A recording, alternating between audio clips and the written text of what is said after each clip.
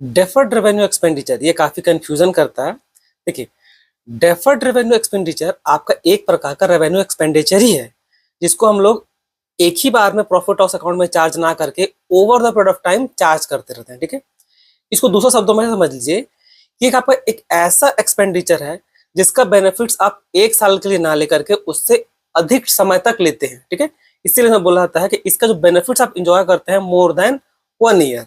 ठीक, जैसे कि एक एडवर्टीजमेंट अगर आप कराइएगा तो उसका बेनिफिट्स आपको केवल एक साल तक नहीं, उससे अधिक ईयर तक भी मिलते रहेगा।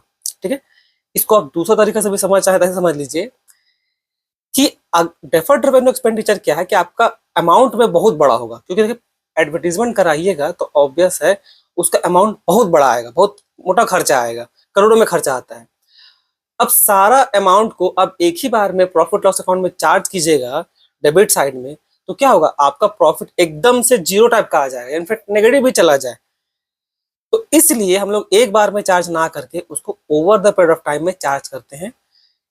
इसी तरह का एक्सपेंस यानी इस तरह का रेवेन्यू एक्सपेंस को ही बोला था डेफर्ड रेवेन्यू एक्सपेंडिचर, क्योंकि इसको हम लोग over the period of time charge करते हैं, क्योंकि इसका बेनिफिट भी आपको एक साल से अधिक तक मिलता है इसी कारण से। ठीक है, और आपको शायद ये भी बता दें कि डेफर्ड रेवेन्यू एक्सपेंडिचर एक आपका एक टाइप ऑफ फिक्टिशियस एसेट होता है। अब फिक्टिशियस एसेट किसको बोलते हैं वो किसी दूसरा वीडियो में